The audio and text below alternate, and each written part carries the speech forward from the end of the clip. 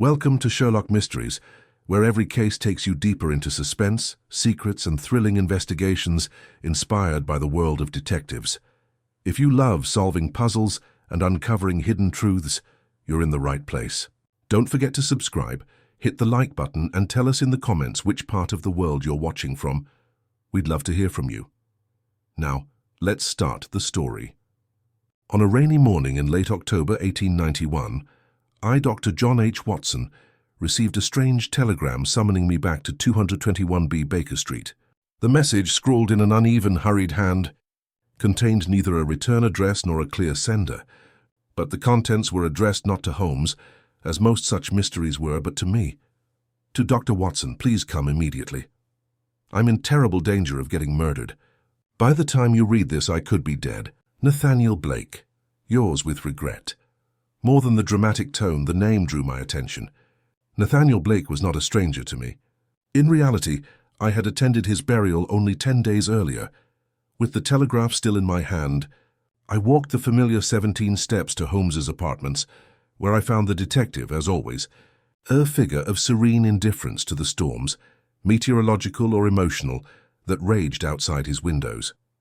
He sat cross-legged on the Turkish rug before the hearth, smoking a long clay pipe and staring at a burnt scrap of paper held aloft by silver tongs. "You've come quickly." "Watson," he replied without looking up, "I expected you after the third ring of the bell. Your coat is soaked and you've certainly run a portion of the distance." "I had a reason to hurry," I explained, handing him the telegraph. "This arrived scarcely an hour ago." Holmes read the message with interest, his keen grey eyes scanning it. Then, with a short smile implying hidden amusement, he climbed to his feet. "Ah, so Mr. Nathaniel Blake, a recently deceased solicitor on Gresham Street, has reached out to you from beyond the veil." "Exactly," I replied. "It's ridiculous. The man was buried last Monday. I personally witnessed the coffin being lowered into the ground." Holmes carefully tapped the note against his fingers. "And yet here are his alleged final words, handwritten. That much, I assume, can you confirm?" "I can," I replied. "I saw enough of his handwriting in the papers he drew up for my patient's wills." "This matches it." "Interesting," Holmes murmured. He turned and plucked a slim volume from the shelf behind him, opening it to a pressed envelope. "This," he said, holding it out, "is the death announcement as published in the Times. Died of apoplexy, found by his clerk in his study, no foul play suspected. The coroner signed off within hours, and yet I trailed off, unable to make sense of it. A man cannot write his own murder warning after he's dead." "Indeed, Watson," Holmes said, his tone sharpening, "which leaves us two possibilities. Either Mr. Nathaniel Blake was not murdered 10 days ago, or someone else very much alive has taken considerable pains to convince you that he was." He moved to the fireplace and tossed in the charred scrap he'd been examining. "I suggest we pay a visit to Gresham Street. Let us begin with the dead man's office. If there is truth to this telegram, it lies not beneath a headstone but behind a solicitor's locked desk." And with that, he was already reaching for his overcoat and cane, the gleam in his eyes unmistakable. The game was once more afoot. The rain had settled into a steady drizzle by the time we hailed a hansom cab and set off toward Gresham Street, the wheels rattling over wet cobblestones and the scent of damp smoke drifting through the open slit in the window. Holmes sat silently beside me, his eyes closed, though I knew better than to think him at rest. That ever-active mind of his, sharper than a surgeon's blade and more precise than any chronometer, was already dissecting the puzzle from several angles. He had not spoken since we left Baker Street, but his fingers tapped an absent rhythm against the ivory handle of his cane, his version of thought rendered physical. "I confess," I said at last. Unable to endure the quiet, "this may be the strangest beginning to a case I've ever witnessed. A man writes to warn of his own murder days after his death. It's absurd." "Is it?" Holmes murmured, not opening his eyes. "Or is it merely theatrical? Remember, Watson, the art of deception often lies in striking at what the mind resists most readily. A contradiction is a better curtain than any darkness." I let the words settle between us, turning them over as we passed by the soot-blackened front of St. Paul's Cathedral, half shrouded in mist. I could not deny the logic in Holmes's observation, though it brought me no closer to an explanation. We arrived on Gresham Street just after 9. The building at number 87 was a tall, narrow structure wedged between a tobacconist's and a banking house, its black door framed by fluted stone columns and capped by a tarnished brass plate that read Blake and Harrow, solicitors and commissioners for oaths. A heavy chain hung inside the vestibule, which Holmes pulled with one sharp tug. We were met by a man of perhaps 30, stooped and bespectacled, his collar hastily fastened and hair still damp from a recent combing. He blinked at us through thick lenses with an expression of weary curiosity. "Yes?" he asked. "May I help you?" "I hope so," said Holmes smoothly. "We are here regarding the late Mr. Nathaniel Blake. This is Dr. Watson. I am Mr. Holmes." The man paled slightly at the name, but to his credit recovered swiftly. "Of course. Do come in. I'm Charles Harrow, his partner." We were shown through a musty vestibule and into a modest waiting room, where worn chairs flanked a small fireplace, and a framed certificate from the inner temple hung askew on the wall. Harrow gestured toward a pair of chairs, and then sat opposite us, clasping his hands tightly as if trying to suppress some nervous energy. "I assume you're not here on legal business," he said, "but I must confess, I don't see what more there is to say. Nathaniel's death was quite straightforward. The coroner found no suspicious circumstances. And yet," said Holmes, withdrawing the telegram from his coat pocket with delicate fingers, "this note reached Dr. Watson this morning. You'll observe the signature." Harrow took the slip of paper with trembling hands. He read it once, twice, then let out a short breath that might have been a gasp or a laugh. It was difficult to tell. This is Blake's handwriting," he murmured. "It's his without question." "But how is that possible?" "That's precisely what we're here to find out," Holmes said. "Now, tell me about the day he died. Spare no detail, however small." Harrow blinked, then nodded. Yes, of course. It was just after 6 in the evening on the 12th. I had gone home at 5:30. Nathaniel was in the habit of working late, as he often reviewed documents quietly after I left. He'd been in fine spirits that day. I remember he'd received a rather large packet in the afternoon, a stack of correspondence, I assumed, from the East End. He dealt with a number of estates out there. Was he alone in the building?" Holmes asked. "Entirely. Our clerk, Mr. Phipps, leaves at 5 sharp. No cleaning woman that day either. It was his habit to lock the door behind him once the building emptied. And who found him?" Harrow swallowed. "I did. The next morning. I returned just before 9 and found the door still locked from the inside. That was strange enough. I used my own key to enter and found him." He stopped, drawing a deep breath, slumped over his desk, pale and still. "The physician said it was an apoplectic stroke. Sudden and fatal. Was anything unusual about the room?" Holmes asked softly. "Not that I noticed. Papers in order, fireplace dying, a glass of port untouched beside him. There was a small fire going, and it was clear he'd been reading a document just before he died. It was still beneath his hands." Holmes leaned forwards. "What document?" I'm not certain. It was gone by the time I returned from summoning the doctor and the coroner. I assumed one of them moved it." Holmes did not respond immediately. He rose and walked to the hearth, examining the logs there with a pair of tweezers he'd drawn from his coat. After a moment he retrieved a small half-burned scrap of parchment, the ink still visible in places. He held it to the light. "Ah," he said, "it appears Mr. Blake did not intend for all his records to survive him. A clumsy job. The edges are uneven. It was torn hastily. Note the seal still visible, red wax. Possibly personal correspondence, not legal. Could it have been a will?" I asked. Holmes shakes his head.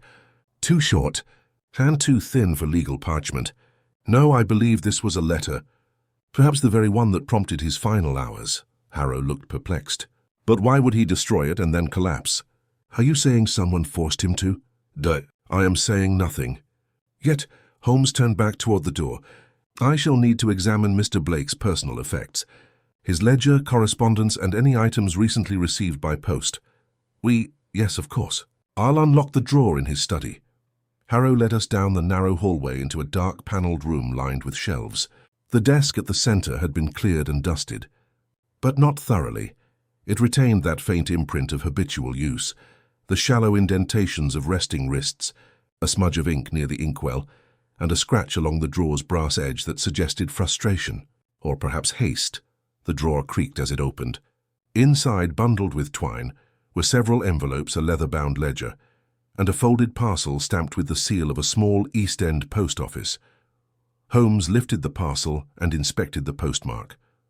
Sent on the 11th, received on the 12th, just in time for him to read it before his death.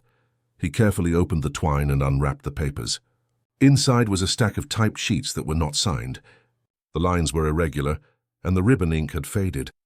Holmes' brow rose slightly as he read the first paragraph. He handed it to me. I read loudly, "Dear Nathaniel Blake, your misdeeds are not buried with your clients. There are names that cannot be hidden, and transactions that will not be forgotten. You profited from the dead, and now they're coming for you. May you hear them whisper in the silence as the clock strikes the hour." I lowered the paper carefully. "A threat?" "More than that," Holmes replied.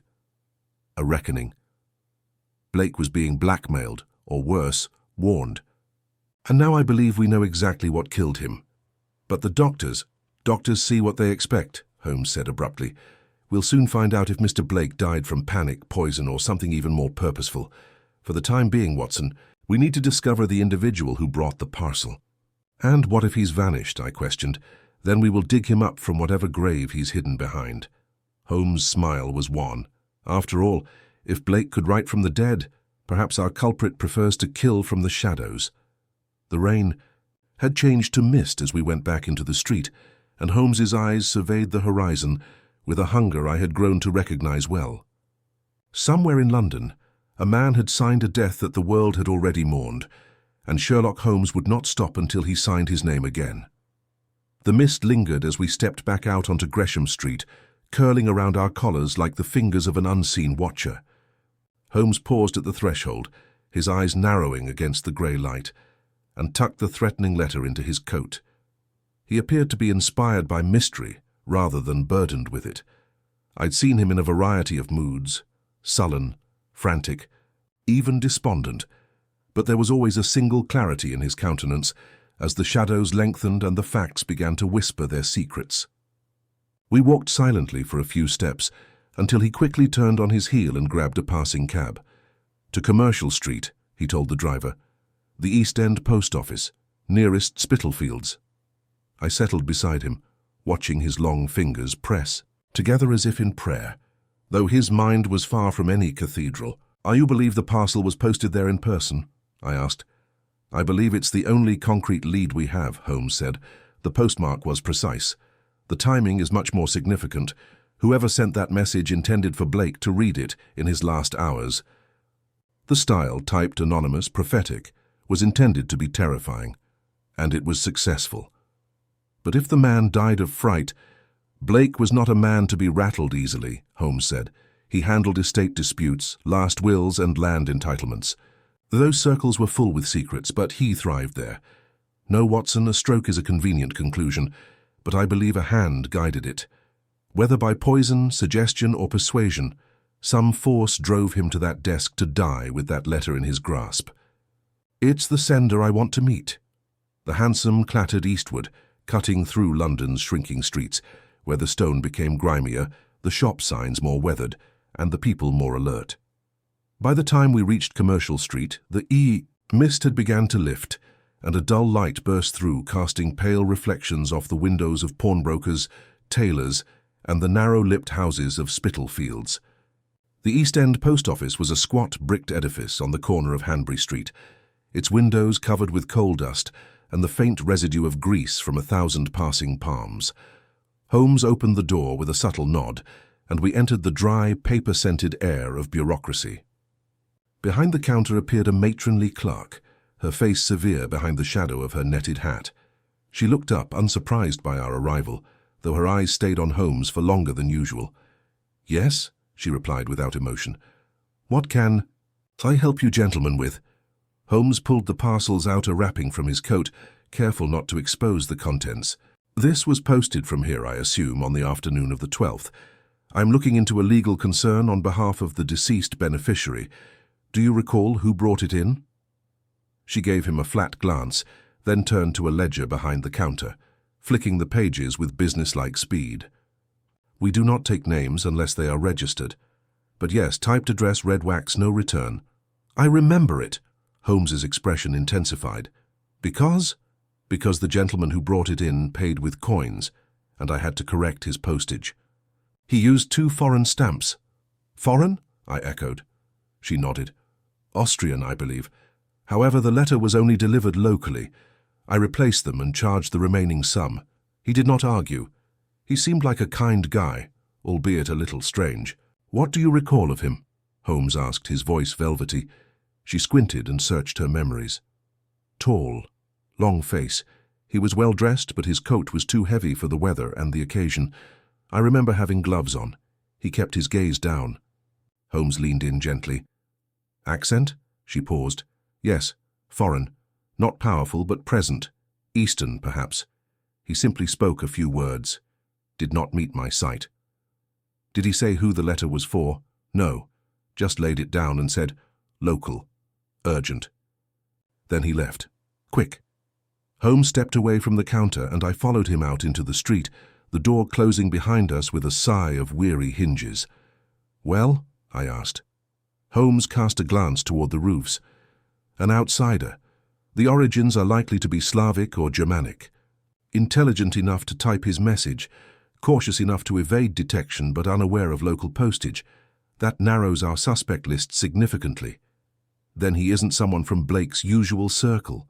On the contrary, I believe he is. But not from the side that Blake advertised. Holmes returned his gaze to the street. We are dealing with a man connected to the dead. The dead? Blake's vocation dealt with the final affairs of men, Watson. Wills, bequests, sealed envelopes were delivered after the grave. He knew truths not meant to be unearthed. I suspect this letter came from someone who discovered such a secret and believed justice was not advancing quickly enough. A hush fell between us, weighted by the suggestion. Then we must find who Blake's last clients were, I added. Holmes smiled briefly and knowingly. We have already planned our next stop. Do you recall the name on the envelope bundle in Blake's drawer? Only vaguely. Barrowman, estate of Reginald Barrowman, formerly of Stepney. The name struck a chord. I'd seen it in the press several months ago.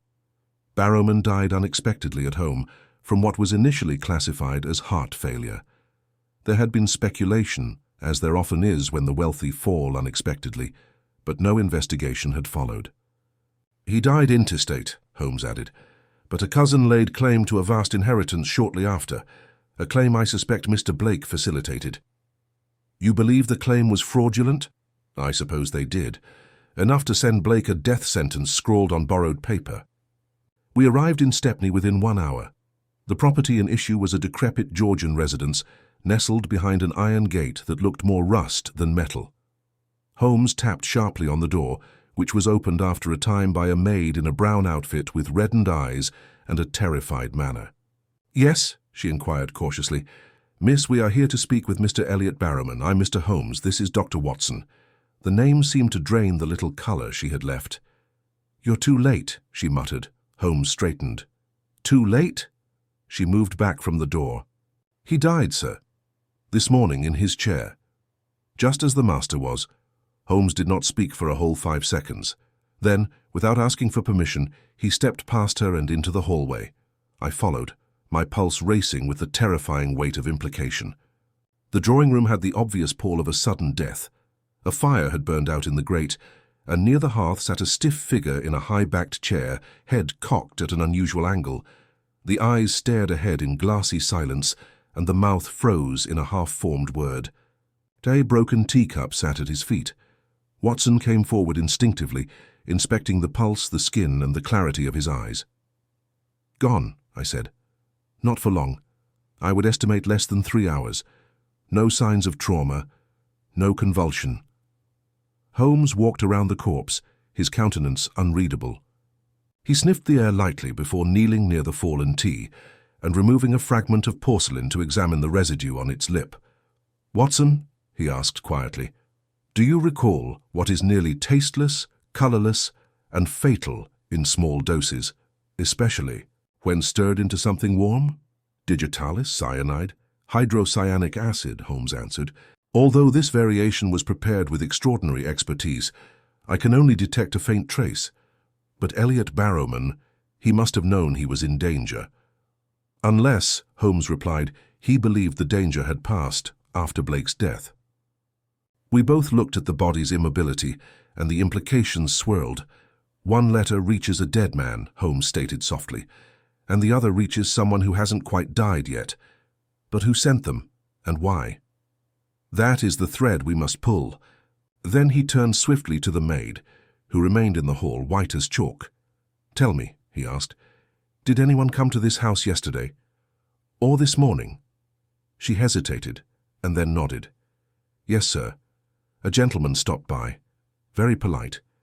He claimed to have known Mr. Barrowman in the past. He wore gloves. I left a parcel." Holmes' face clouded. What did the parcel look like? Brown paper. Twine was used to tie the knot, approximately the size of a book. Holmes nodded and moved toward the hearth, where a faint curl of smoke continued to rise from behind the screen. He reached in with the poker and removed a blackened clump of parchment, its surface faintly crackling. "A second letter," he replied sadly. "Burned before the second death." His eyes met me. "We're pursuing a ghost, Watson. But I believe our ghost has a name, and very soon he'll know we're on his trail." Holmes held the burnt fragment at arm's length, his eyes narrowing as he searched the margins for any remaining lettering. But the flames had finished their work. Only a few half-letters remained, charred smudges on a browned curl of paper. He carefully placed it in his handkerchief, as if it were a valuable fossil. "This letter was burned very recently," he added, rising. "The embers were still warm. Someone wanted to delete this letter before we arrived, or possibly before Mr. Barrowman read it in full." I motioned to the maid, who had withdrawn halfway into the passage. "How long ago did this visitor bring the parcel?" She looked back at the door, nervously gripping her apron. "It must have been around 9 this morning, sir. Mr. Barrowman was still wearing his dressing gown. I showed the gentleman into the drawing room. He only remained a minute, didn't sit down or remove his hat. Said the parcel was personal. Mr. Barrowman appeared astonished when he saw the name." Holmes turned sharply. "What name?" The maid blinked. I did not see, sir, but I overheard Mr. Barrowman saying it aloud. He looked puzzled and added, "I thought he was dead." That is what he said. I remember it like it was yesterday. Holmes and I exchanged glances. "Did you notice the man's appearance?" he inquired. She frowned, contemplating. He was tall, perhaps a little stooped at the shoulders. Black coat. Hair is neat under a bowler. Gloves, like I mentioned. He kept his voice soft, low, but not English. There was an accent in it. Holmes's voice dropped. "Could you place it?" She paused. "Something from the East, perhaps. Not exactly German. Softer. Did he give a name?" "No, sir. He departed almost before I could close the door behind him." Holmes looked away from her, his expression stiffening. He returned to Barrowman's motionless figure, which had been shrouded with a linen sheet by the constable who had just arrived. The police officer waited patiently by the entrance, cap in hand. "You'll take the body to the coroner," Holmes stated without having to introduce himself. "And do not report the cause of death as natural. Not yet." The constable nodded grimly and got to work. Holmes turned to me. "We are dealing with a sequence," he stated. "First Blake, who facilitated the estate transfer. Then Barrowman benefited from it. However, both receive messages that imply guilt or at least complicity. One dies after receiving his warning. The other dies after seeing a name on the grave. You believe someone connected to Reginald Barrowman is behind this?" I asked. "I believe," Holmes remarked slowly, "that we have not yet witnessed the genuine beginning of this case. These deaths do not tell the story. Rather, they serve as a punctuation mark. The story begins with the man no one is talking about, Reginald Barrowman himself." We left the Stepney residence as the sky darkened with low clouds. Holmes's silence as we walked back to the main road was profound and contemplative. The silence was one of calculation rather than puzzlement. By the time we arrived at a taxi booth, he had resumed his quick pace. "To Somerset House," he instructed the driver. "We need the probate records for Reginald Barrowman." The carriage ride proceeded in intense stillness. Holmes's eyes remained locked on the window, even though I knew he was not monitoring the streets. I kept thinking about the maid's words. I assumed he had died. It resonated with frightening clarity.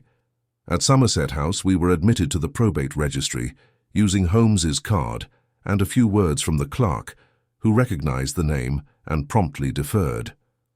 Within minutes, the record was identified and set out in front of us on a green felt desk. Holmes scans the document. Reginald Barrowman, deceased September 3rd. Cause, heart failure. No inquest. Probate awarded on October 4th. The estate is valued at $32,000. No will. Heirs Elliot Barrowman, cousin and sole beneficiary. And filed by Nathaniel Blake, I said, indicating the solicitor's name. Indeed. The claim moved quickly. Too swiftly. Holmes turned the page. There are no objections. There is no contestation. He tapped the corner. But here, look. A notification. A minor footnote. I leaned in to read. An inquiry into a secondary claimant was dismissed on inadequate evidence. Identity not substantiated. Holmes straightened. There was another person who claimed the inheritance. Someone who considered himself, perhaps correctly, to be a true heir. Someone who was unheard. That man, Watson, is our ghost. You think he's killing those who stood between him and the estate? Or those he believes robbed him of it? Holmes arose abruptly. We need to find this man. And we need the clerk who processed the dismissed claim. The identification may not have made it into probate, but someone at this desk communicated with him. The senior clerk, Mr. Eddowes, was summoned, a neat man in pince-nez with a guarded approach. At the name of Reginald Barrowman, he grew alert. Yes, I remember. There was a tall gentleman with very dark hair and a faint accent. He claimed to be a nephew from the continent, presented a birth certificate from Bucharest that lacked authenticity, claimed the older Barrowman had fathered a child while his business in Romania. Did he give his name? Holmes asked. Lucian Barrowman. Holmes's eyes brightened slightly. Did he leave an address? There's no permanent one. He claimed he was staying in Whitechapel at the time. But he left a card. Eddowes opened a drawer and withdrew a faded business card. Holmes took it cautiously. It stated that Lucian Barrowman provides interpretation and translation services. Specializes in Romanian, Hungarian and Russian. Temporary address 11 Bede Street, Whitechapel. Holmes's fingers tightened around the card with the same delight that I had witnessed when he secured a checkmate. He thanked Eddowes before turning to me. Our ghost has a name, an address, and, most intriguingly, a skill set ideal for sending anonymous threats with theatrical flair. A man who can use the voices of others. Whitechapel was less than a half-hour distant by taxi, and we arrived at Bede Street in the early afternoon. It was a narrow lane lined with tenements and iron balconies, alive with the cries of fishmongers and the metallic odor of slaughterhouses. Number 11 was a boarding house with a lower floor filled with bicycles and containers. We were greeted by a landlady in a thick apron who peered through the door's cracked hole. Lucian Barrowman, Holmes asked, her expression clenched. He departed this morning. Took everything. Holmes raised his brows. Everything? She nodded. I packed it all in a sack. He didn't disclose where he was heading. I left the room clean. Even folded the sheets. Holmes looked beyond her to the stairway. Might we see the room? She hesitated, shrugged, and led us up 2 flights of creaking steps to a small room smelling of old paper and shaving soap. It was now naked with no clothes, books, or hints, but Holmes proceeded slowly around the room, noting the scratches on the windowsill, the thin layer of disturbed dust, and the imprint left by a heavy object removed from the desk. He was here no more than 5 hours ago, he said quietly. But he's not running. I looked at him. No? He's circling. Holmes turned, his voice grim. First Blake, then Elliot. Both died just days after Lucian's claim was dismissed. He is not killing at random. He's following a line. A progression. And who is next in line? I asked. Holmes did not respond quickly. He was staring at the room's only remaining object, a sheet of hotel stationery tucked beneath the windowsill. He got it gratis. The Brighton Grand Hotel's name was etched in exquisite copperplate characters. Holmes waited a bit before looking up. There was no mistaking the shift in his gaze. Calculation had made way for assurance. He has left London, he said, but he has not finished. I felt a cold that wasn't caused by the autumn air. Then neither have we. The train to Brighton left Victoria Station under a sky stained with the last reluctant light of the afternoon. Holmes and I shared a compartment near the back, and while we sat quietly for much of the journey, the sense of urgency between us was palpable. Holmes had positioned himself next to the window, one long finger tapping against the sill with measured rhythm as the countryside blurred past. He hadn't lit a cigarette or spoken since we boarded, and I knew well then to interfere when he fell into such intense stillness. His mind was working, calculating not just where Lucian Barrowman might be, but also why he had selected Brighton and, more importantly, who may be next. Holmes did not stir until the train hissed its way into the station and the massive iron canopy of Brighton's terminal loomed over him. "He's chosen a final act," he added, still looking at the platform. "Brighton is not a location to disappear into.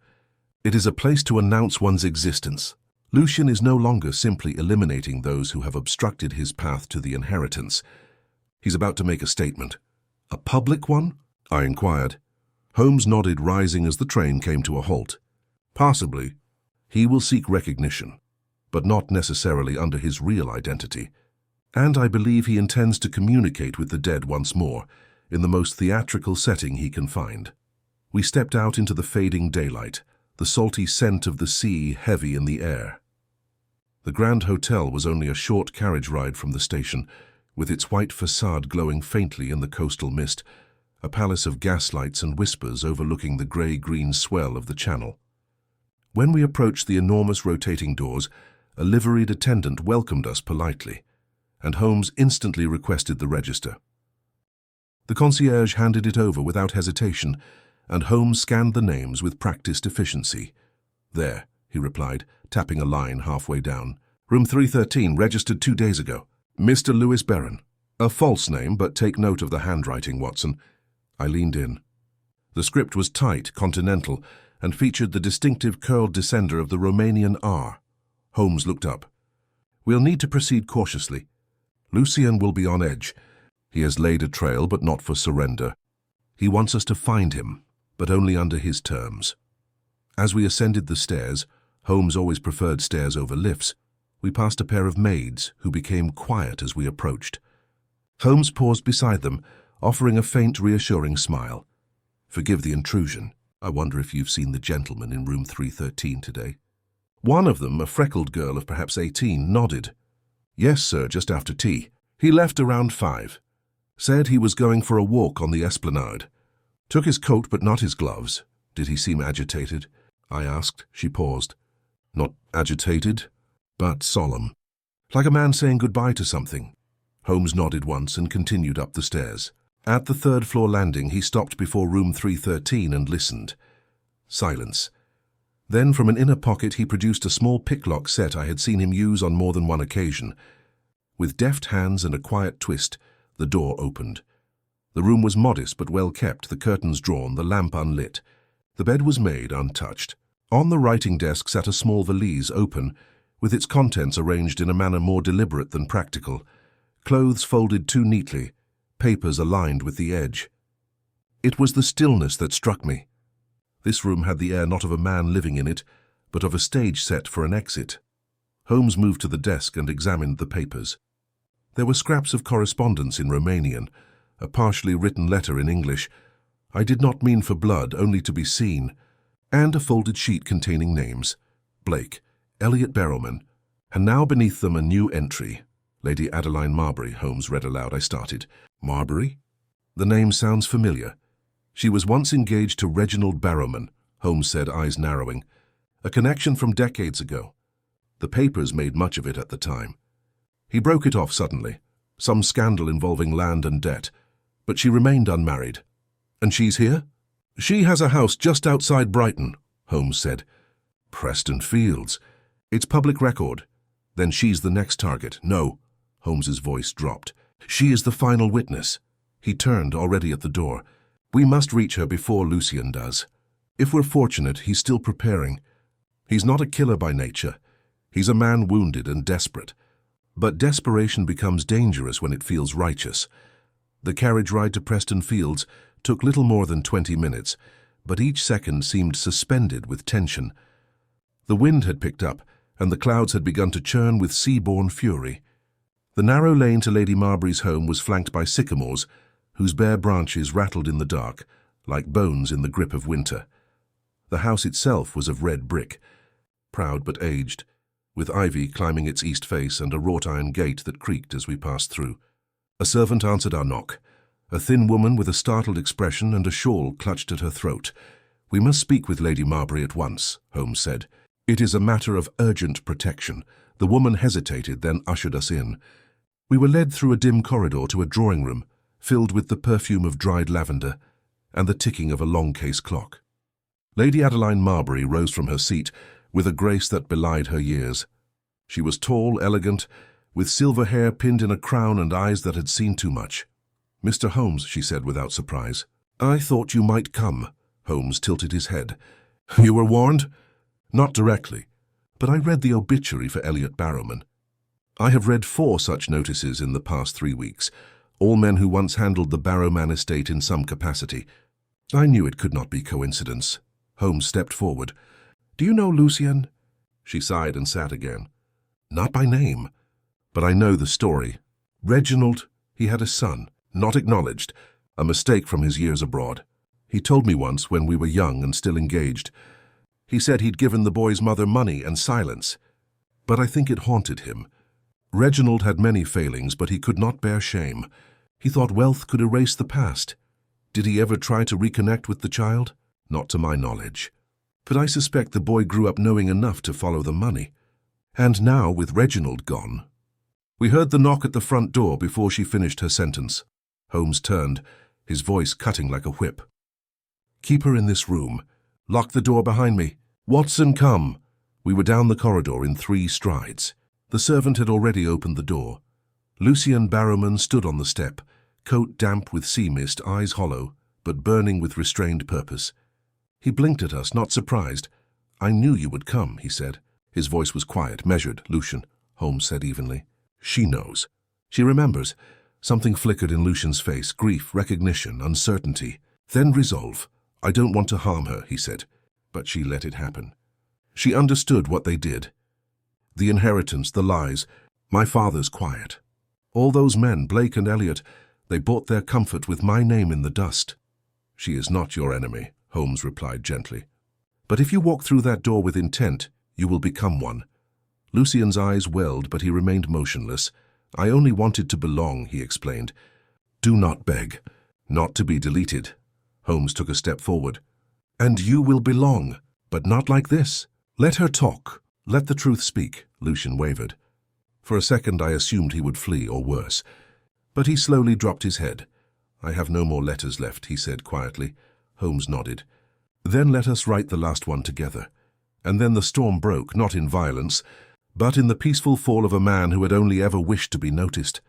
The wind blew softly against the windows of Lady Marbury's drawing room as Holmes and I sat across from Lucien Barrowman, who was now without a coat or gloves, his dark hair moist with mist and his eyes strangely empty. Lady Marbury remained sitting and composed, though her hands were gripped so firmly in her lap that the lace at her cuffs trembled. Holmes had urged that we all stay there together. No threats, no cops, not yet. Instead, the investigator asked tea, as if courtesy could coax a confession more forceful than accusation.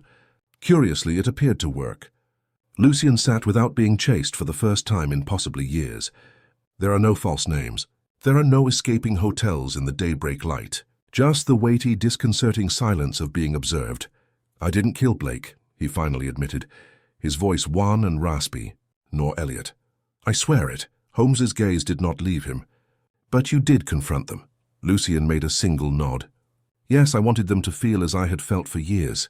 Ignored, discarded. I hoped that if I could create doubt in their minds, make them feel the injustice, they'd come out, admit the fraud and enable my claim to be heard again. And when they didn't," I asked gently. Lucien looked down. "I sent letters, anonymous ones. I typed them in a public library. I wanted them to know that someone was watching, that their pleasure came at a cost. Blake received it and died the following day. I swear I never touched him. Elliot," he swallowed. He laughed when he noticed me. "They called me an Eastern ghost." "You visited Elliot in person?" Holmes asked. I left a parcel. "He recognized me." But he dismissed me again, as they had always done, as if I had no right to stand before him. I burnt the second letter to hide my traces. I was afraid. I never intended for all of this to end in death. Lady Marbury's voice, steady and deep, shattered the silence. "Lucian, tell me, what do you want now?" He caught her gaze, something painful and raw rising from behind the constraint. "Recognition. My father's existence extended beyond his ledgers and letters. That it was not a mistake for me to be shrouded in wealth and buried in silence." She sat down slowly. "He told me about you only once. He stated he couldn't bring you to England then. His father would have disowned him. He claimed he tried to send money to ensure that you received a formal education. But he was a coward. He believed that a peaceful absence was the most merciful cruelty." Lucian blinked, shocked. "He said that to you?" "Yes, but I was not brave enough to inquire more." Holmes leaned forwards. "Lucian, there is more you haven't stated. Something about the order in which these deaths occurred does not make sense. Blake and Elliot both died unexpectedly and prematurely. You wanted to be seen, not disappear under suspicion. So I ask again, not as a law enforcement official but as a seeker of truth. Did you poison Elliot Barrowman?" Lucian retained Holmes's eyes. "No, I left the parcel and then left." That was it. Holmes stood and began to pace gently. Then someone else intervened, someone who sought to silence the very truth you were attempting to reveal. Lucian's head tilted. "Who?" Holmes furrowed his brow. "That is what remains. You weren't the only one watching. Someone else has been tracking these identical occurrences. You triggered a chain, Lucian, but another hand exploited it. We must question, who else stands to lose if your claim is proven?" I felt a slow knowledge grow in my chest. If Reginald's estate had passed fraudulently to Elliot, and Elliot then to another, that person would have a very real reason to ensure the past stayed buried. Holmes nodded. "Precisely. There is an heir we have yet to witness. Someone profited from both deaths. If that individual had faked or suppressed documents and dreaded being discovered, Lucian's sudden reappearance would have been more than just an inconvenience. It would have constituted a threat." Lady Marbury's brow wrinkled. "But Reginald had no other known kin beyond Elliot." Holmes paused. "Then the answer lies in the will or lack of it. We must return to Somerset House. If Elliot Barrowman sought secondary probate or attempted to prepare a new will after inheriting, he may have nominated a successor. Our murderer may be hidden in legal ink. We returned to London the same evening, bringing Lucian with us. Holmes arranged for him to remain in a quiet boarding home in Kensington, under surveillance, not as a prisoner but as a required witness. Scotland Yard was notified of Blake and Elliot's suspected poisonings, but Lestrade, who had learnt to trust Holmes's instinct even when it contradicted protocol, consented to postpone official charges for now.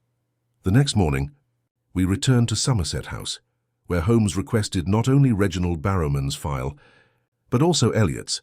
The clerk complied, and we were led to a reading table in a bright alcove. Holmes flipped through the second file with fast fingers before pausing. "Here," he muttered. "Filed 4 days before Elliot's death." I looked over his shoulder. It was a draft will, unsigned but unmistakably in Elliot's handwriting. It named a recipient. "Beatrice Dunlow," Holmes announced loudly. "A distant cousin through marriage, little known. There is no legal claim to Reginald's estate through blood." Then Elliot meant to divert the inheritance. I corrected him. "Or return it to someone who helped him fabricate the original claim," Holmes remarked sadly. "It's probable she was behind it all. Perhaps she faked the Romanian paperwork Lucian brought and helped Elliot depose the true heir." I frowned. "But why kill Elliot?" "Because Elliot had started to reconsider. He received Lucian's letter, remembered the original lie, and may have felt remorseful. Enough to alter the will. Enough to name a new heir. And Beatrice couldn't allow that." Holmes arose abruptly. "We must find her. If she served the tea at Elliot's residence, or had knowledge to his itinerary, we could place her at the site of his death. Where do we begin?" Holmes's mouth curled in that unusual, dangerous manner of his.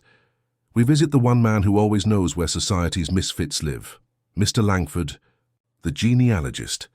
Langford's store was a crooked doorway between a tobacconist and a used bookstore in Soho.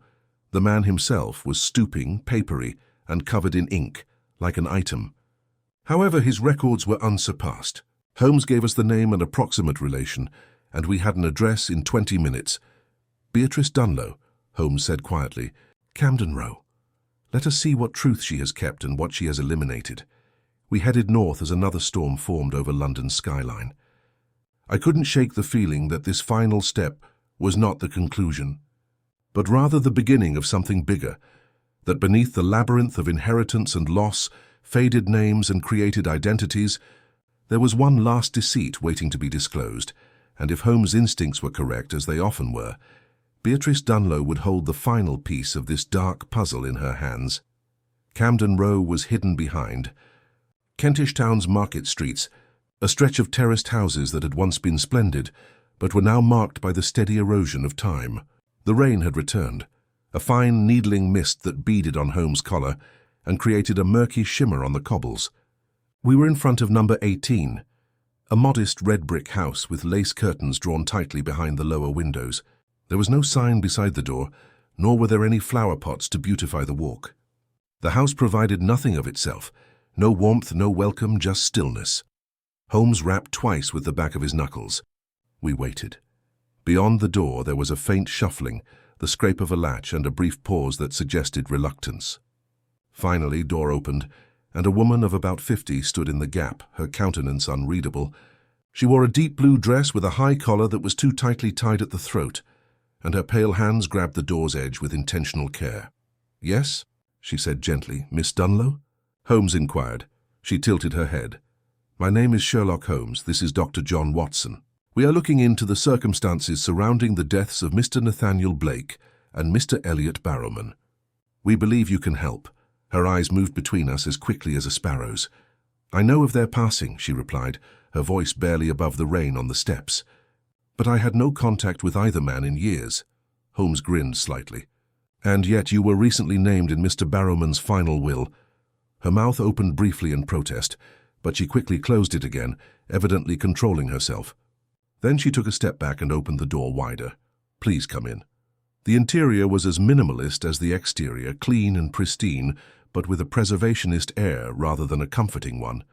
Nothing appeared to have been used recently. The teacups were stacked, unchipped but dusty, and the mantel clock chimed loudly in the solitude. Holmes' gaze scanned everything, as if he were reading the margins of a confession.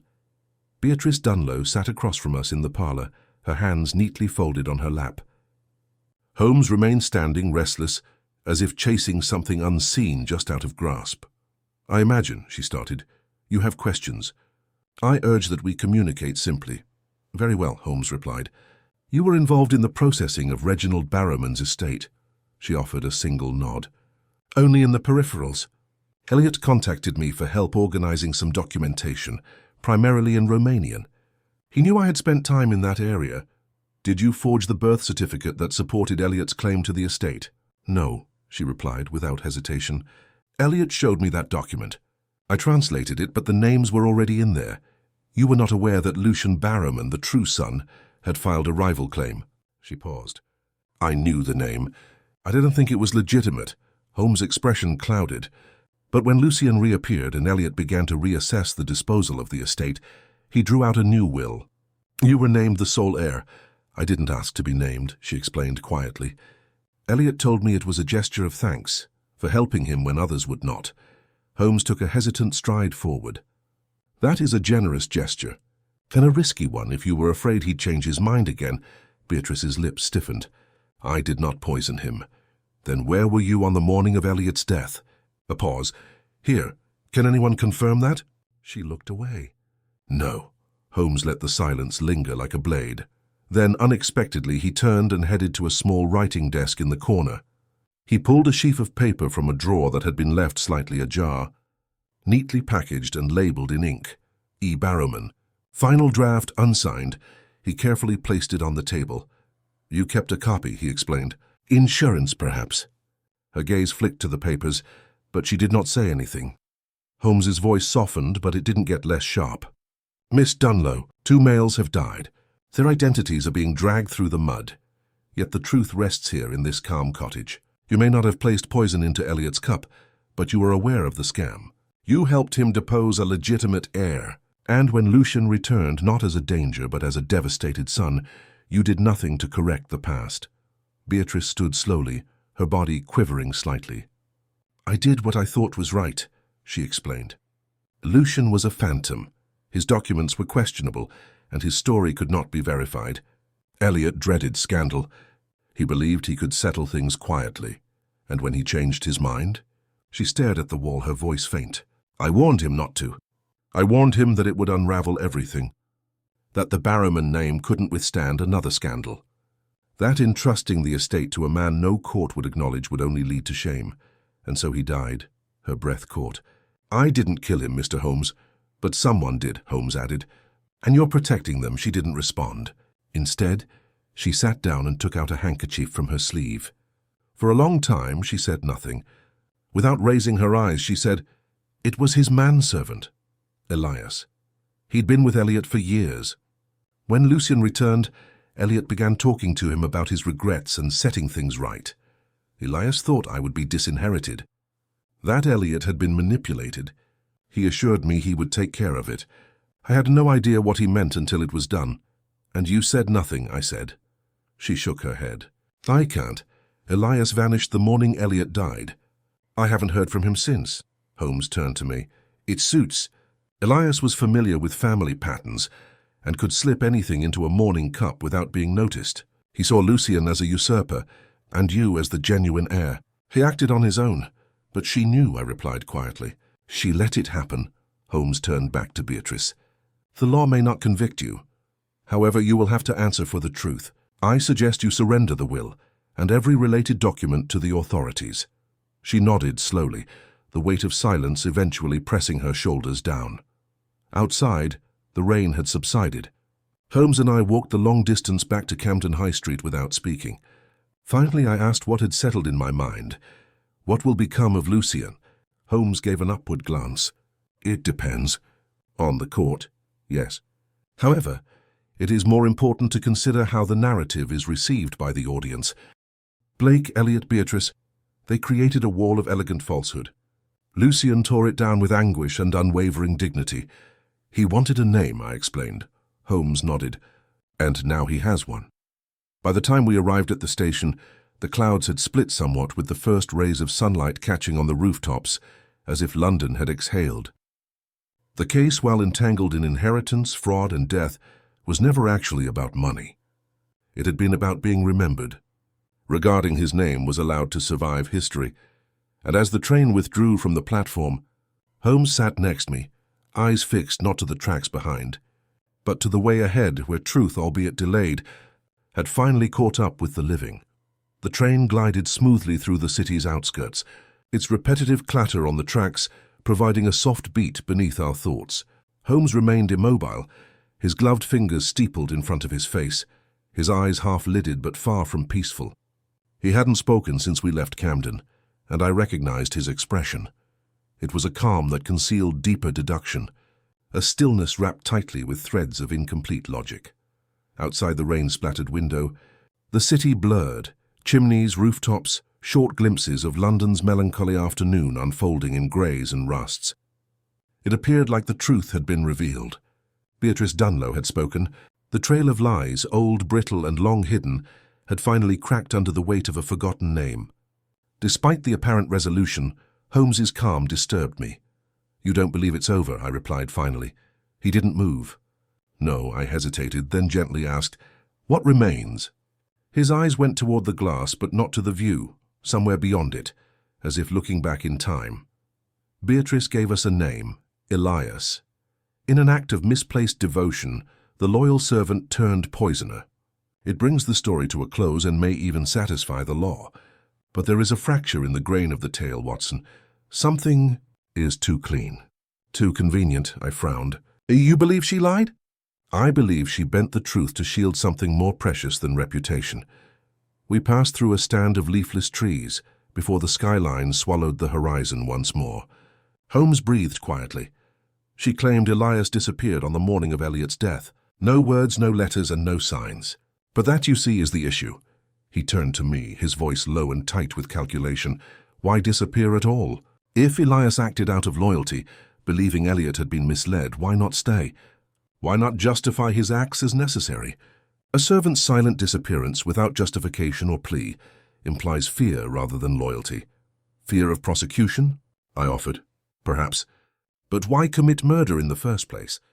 He had no personal gain. He was unnamed in the will. If his motivation was to protect Beatrice's claim, he would have stayed to see it enforced.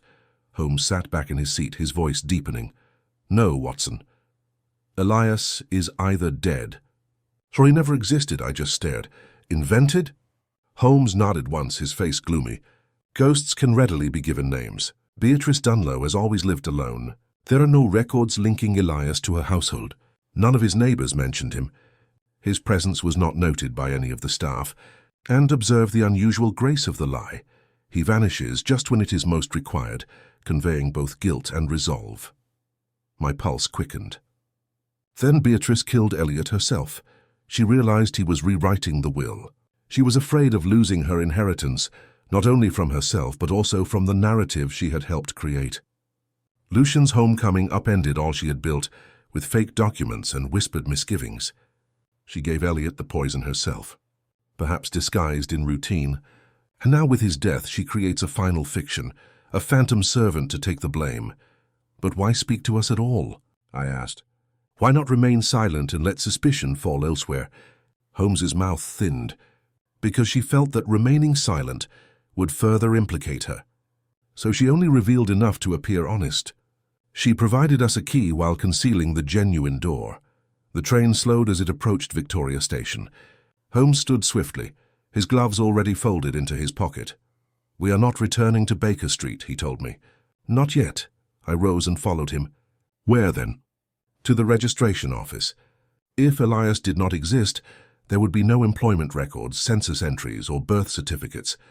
And if we find something, we must be ready for it to be forged. We got at the workplace about 4:30. The day's clerks were beginning to stack files and prepare for closure, but the moniker Sherlock Holmes still had enough clout to gain us immediate access. Holmes sought domestic employment information for Elias Gray, a servant to Mr. Elliot Barrowman of Stepney. The results came in swiftly. There was no such man. There is no birth registration. There is no household entry. There's no tax ledger. No servant's license, nothing. Holmes took a short breath, more confirmation than relief. She wrote him into the story like a stagehand, he said quietly. And now, Watson, we do the only thing left, I nodded. Dreading the conclusion. Confront her again. By the time we arrived, Camden Row had nearly vanished into dusk, its windows gloomy, and the gas lighting down the short street had only just begun to shine amid swirls of early evening fog. Holmes didn't knock. He walked to the door and knocked it 3 times with his cane. No response. He tried again. Still nothing. We exchanged glances and Holmes tested the latch without hesitation. It opened. The inside was peaceful, with a strong aroma of olive oil and lavender. We stepped in, screaming out Beatrice's name, but received no response. The parlour was unchanged, with teacups where we had left them and the hearth now chilly. Holmes quickly proceeded to the writing desk. The drawer was open once more. Empty. Gone, he stated firmly. I moved into the kitchen. Her coat was missing from its hook. Her small valise, usually found beneath the stairs, had vanished. She's fled, I remarked as I returned to the front room.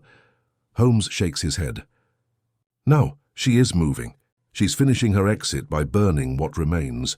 We were back on the street in a flash, and Holmes summoned the nearest cab with a whistle that cut through the fog like a blade. To Paddington Station, he instructed. Now fast. I climbed in alongside him. You think she's fleeing the city? Watson, she's a clever woman. And desperate. She understands that her time is limited. Her fabricated heir has died. The true one has appeared, and her ghostly scapegoat has vanished under investigation. She requires distance, and quickly. We arrived at Paddington just as the departure time for Exeter was announced, 6:05.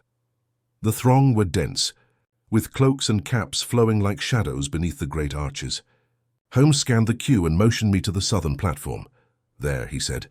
Beatrice Dunlow stood in the middle of the queue, her brown coat tightly belted and her valise in hand. She had turned up her collar against the cold, and her hat shaded her face, but her profile was unmistakable. Holmes approached slowly, as if greeting a passing acquaintance rather than pursuing them. Miss Dunlow, he spoke gently. She turned, and despite the surprise in her expression, she did not back away. She seemed tired, worn down, but not afraid. I wondered how long it would take, she said. Holmes tilted his head. You're not boarding. No, she agreed, but I needed to appear as though I was. To see if you would follow. Why? Because I wanted to know if you believed me. If my story would hold. It nearly did, Holmes said softly. But ghosts rarely leave footprints, and Elias left too many that led nowhere. She closed her eyes for a long moment, then opened them with a sigh. I didn't mean for it to go that far. I only wanted certainty. Elliot was faltering. He began to speak of absolution, of debts that could not be paid in coin. You silenced him, I calmed him. I gave him peace as he sat in his chair. I spoke of legacy, of closure, and yes, I sweetened his tea. Holmes said nothing. The noise of the platform swelled and fell again as passengers filed onto the train behind them. I won't run, she said. There's no point now. Holmes's voice was quiet. There never was. She looked toward the darkening horizon beyond the rails, her face still. Tell Lucian, she said, that I am sorry. Truly, I never meant to erase him. Only to preserve what I thought was already broken. Holmes nodded once, then raised his hand, signaling to the constable posted near the gate. As the train pulled away into the dark, the mist rose higher, swallowing its glow. And with it, the last breath of a fiction that had nearly rewritten a man's name from history. The air outside Paddington was sharp and clean, as though the fog had been scrubbed from the streets by some invisible hand. Holmes and I stepped out into the early night, the lamps above the arches casting long golden pools across the pavement. Behind us, Beatrice Dunlow was escorted quietly away by the constable. Her valise clutched tightly in her gloved hand, her expression unreadable to those who didn't know the truth. We said nothing for several minutes. Holmes stood still near the cab rank, his eyes lowered, his brow resting lightly against the tip of his cane. A part of him always mourned, I think, when the tale ended not with a tidy arrest but with the frayed emotions of lives undone by their own weight. Beatrice had not been monstrous. Her crimes were deliberate, yes, but not cold. They had come from fear, of vanishing, of being left behind, of a life spent quietly forgotten, while the Barrowman name passed on without her. At last, Holmes turned to me. There's one last visit to make. Watson, he said, his voice low but certain. I nodded. Lucian. He deserves the truth, clean, unembellished. We've chased ghosts long enough. We took a cab to Kensington, where Lucian remained under quiet watch at the small boarding house Holmes had arranged. He had kept to himself, the landlady told us, reading often by the fire, venturing out only for short walks. When we entered the front room, he stood immediately, his features drawn with sleeplessness but alert, as if always halfway prepared for disappointment. He studied our faces carefully. Is it done? Holmes approached and sat opposite him. He did not speak at once. He opened the moment gently, like unfolding a letter that had waited too long to be read. She confessed, he said. Lucian lowered his gaze. Beatrice? Yes, she poisoned Elliot. She feared he would name you as the rightful heir. She told herself it was an act of protection. In the end, she nearly succeeded in writing you out of history. Lucian's hands tightened into fists against his knees. He exhaled slowly, then said, Did she say why she hated me? She didn't hate you, Holmes replied. She feared what you represented, a truth that couldn't be ignored. The restoration of a name that threatened to unravel the life she had constructed from silence. Lucian looked up, his jaw clenched. And now what am I left with? My father is long buried. The men who erased me are gone, and she only weeps for a legacy that was never hers. Holmes reached into his coat and withdrew a thin envelope. He placed it gently on the table between them. This is a copy of Elliot's final draft. The real one, before she intervened. It names you as heir. Not in apology, but in recognition. He had begun to understand what was stolen from you. Lucian stared at the envelope, unmoving. Elliot was a coward, he said quietly. But even cowards leave footprints, don't they? Holmes nodded. Sometimes it takes the fall of an empire for the truth to leave its mark. Lucian picked up the envelope and held it in his hands as though it might vanish if he let go. And the law. You'll need to petition the courts to reopen probate, Holmes said. With testimony and documentation, they may restore your rightful claim. I've already arranged for a barrister who specializes in contested estates, discreet, capable. Lucian nodded slowly. And Beatrice? She will face trial. But her confession and her cooperation may spare her the harshest judgment. There was silence for a time. Lucian stared into the low-burning fire, his expression unreadable. "I don't want the house," he said after a while. "Nor the money, not yet." "Maybe not ever." Holmes inclined his head. "Then what do you want?" Lucian turned his eyes to him. "To be seen. To be known by my name.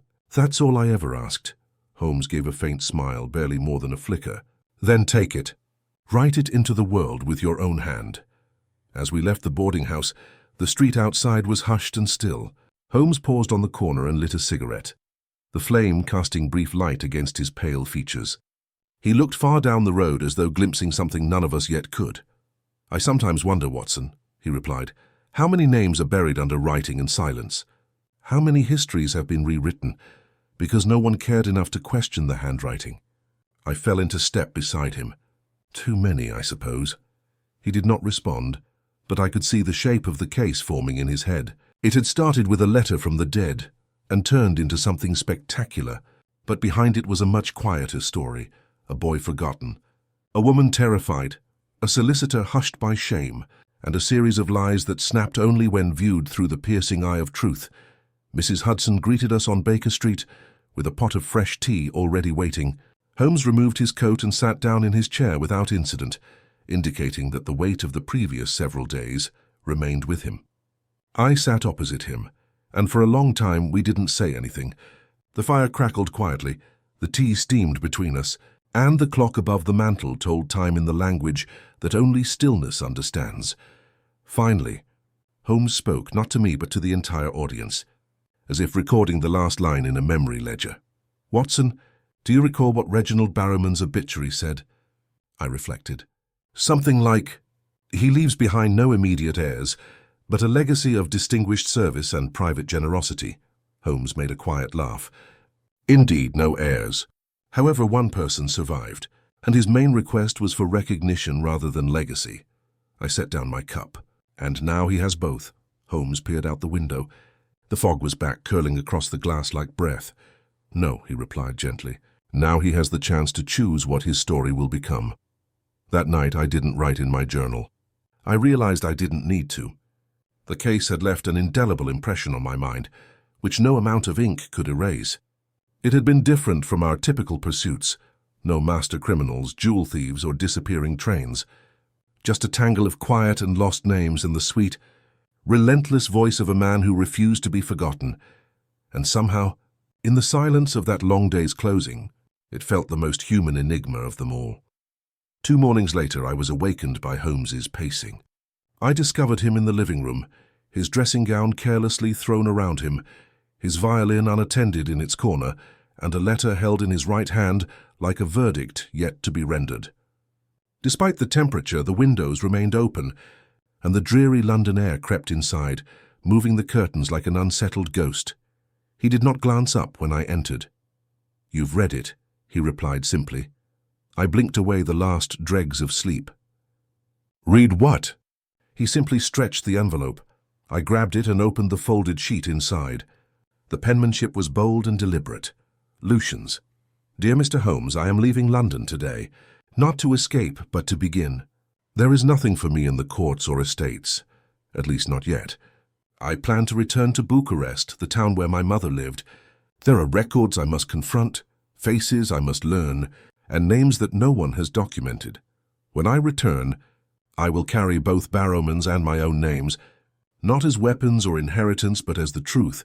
Whatever happens, thank you for seeing me." I folded the letter in quiet. Holmes turned away from the window. He understands something that most Londoners will never do.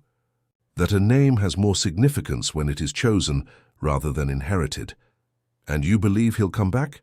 "I think he must." Holmes went to the fireplace and placed the letter on the mantel, next to the Persian slipper he used for tobacco. "He will not find peace in the past, but he will need it to construct the future." I poured myself a cup of tea and the porcelain clinked softly. "However, it's a quiet ending. Joe arrests in the Strand, no big headlines. Only a man leaves London with greater dignity than when he arrived." Holmes gave a rare and faint smile. "Not every case concludes with applause. Sometimes the resolution is quieter, more enduring." We passed the remainder of the morning in our usual fashion, Holmes drifting between his chemistry apparatus and the fireplace, I with a copy of the Times, perusing without interest until a small paragraph grabbed my eye. I read the lines twice before lowering the page. "Holmes," I said, "have a look at this." He walked across the room in 3 long strides and leaned over my shoulder while I read, "Unclaimed death in Shoreditch. A man of Eastern European descent was discovered dead yesterday morning near Haggerston Canal. Authorities suspect exposure, but no identity was discovered on the body. Witnesses said he has been seen frequenting adjacent public establishments in recent days. Scotland Yard is looking for next of kin." Holmes's gaze narrowed. "East European. There is no identification. No mention of violence nor of illness. Do you think it might be Elias?" I asked. "If he ever existed?"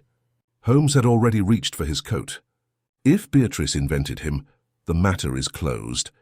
But if she borrowed the name, then we may yet uncover one last thread." We arrived at the coroner's office in Whitechapel at lunchtime. Holmes spoke briefly with the registrar and was quickly admitted. The body lay on a stone slab beneath a white cloth, his boots removed, and the skin had a faint blue cast. Holmes carefully examined the man's face before turning to the coroner, Elford, a clean-cut, formal gentleman. "No visible wounds?" Holmes asked. "None. No bruising, no indication of struggle. There are no track marks. No alcohol in the stomach. No poison in the lungs. Just exposure. No identification at all?" Elford hesitated. "Only this." He produced a folded slip of paper enclosed in a transparent pouch. Holmes handled it delicately. It was brittle, water-stained, but legible. "To the one who bore the burden, forgive me. I was not meant to be written in ink." Holmes read it again, then handed it to me. I grasped the meaning at once. "It was not a confession. It was the end, Elias," I whispered softly. Holmes turned to face Elford. "Where was he found?" "Shoreditch?" "Near the canal, curled up in his coat. No witnesses, no friends. Just this note." Holmes remained silent for quite some time. Then, quietly, "Preserve the letter. Please forward a copy to the inspector in charge of Beatrice Dunlow's case. She will want to see it, even if she does not deserve to." We stepped back into the cold street. The fog had returned, sweeping down the alleys with unremarkable grace. Holmes paused on the curb, hands buried in his pockets. "She did not lie entirely then," I informed her. "There was an Elias." He nodded slowly. "But she did not tell us the complete truth either. Elias wasn't a servant. He was a man in love with her. Maybe once, maybe still. She concealed him since he was her eyewitness, her accomplice by omission, and in the end her silence was his sentence. And his last act, to disappear, as every good ghost must." We returned to Baker Street before dusk. Holmes went slowly that evening, lighting his pipe but not smoking it, allowing the smoke to rise upward in gentle spirals. I knew better than to question the mood, which was reverence rather than grief. A peculiar quietness settled upon him as the story's final page was turned, and its weight continued to press against his mind. Before I retired, I discovered him by the window, watching the clouds turn silver. "I'll write to Lestrade," he said softly. "Tell him to mark Elias's grave. No pauper's stone, just a name." "He deserves that much," I nodded. "And Lucien?" Holmes turned to me. "Lucien will write his name in full one day without needing my help." He paused. "And when he does, Watson, I expect he will do so not in ink, but in something far more permanent." In the days that followed, the city progressed as cities do. The papers made only a brief mention of Beatrice Dunlow's arrest, and even less about the Barrowman estate. The courts would deliberate for months, but Holmes declined to get involved any further. He stated that what needed to be seen had already been seen, which was sufficient justice. A few weeks later, a letter arrived in the mail, addressed in strong, angular handwriting. I opened it slowly, smiling. "Dr. Watson, I write from Iashi. I have identified the church where my mother was baptized. Her name is engraved into the stone beside the font, Irina Barrowman, spelled Barrowman. The priest recalled her. He also told me something else. That when my father arrived here in 1872, he brought a silver cross from London and placed it in the chapel. He said it was intended for her. I don't know if he ever loved her, but I've decided to believe he did. Thank you for everything. When I return, I will visit Baker Street. Lucien B." I showed the letter to Holmes. He read it once, then carefully folded it and placed it in the inside pocket of his coat. That was all he said. But later that night, as I watched him stand by the fire again, I noticed his hand reach to that pocket without thinking, fingertips brushing over the paper, as if to confirm it's there. A memory-related gesture, a meaningful gesture. The story of the man who claimed his own murder eventually disappeared from public notice. But I've never forgotten it. Because in the end, Holmes's investigation did not involve murder. It was something unusual, something ancient. It was a theft of identity, and the rehabilitation of it, quietly, fully, with the most hardest type of justice, one that leaves no headlines, only a name, finally restored to its rightful position. It was early spring when Lucien Barrowman returned to London. The letter arrived in late March, short, simple, and without flourish. He had merely stated that his problems abroad had been resolved, that the records in Iashi verified what Holmes had long feared, and that he was ready to begin the process of recovering his father's name, not for vengeance, but for restoration. There was no mention of Elliot, Beatrice, or the estate. At the end, there is only one silent sentence. I will come to Baker Street one last time. So on a pleasant morning in April, we heard his knock. Holmes got up from his chair and opened the door himself.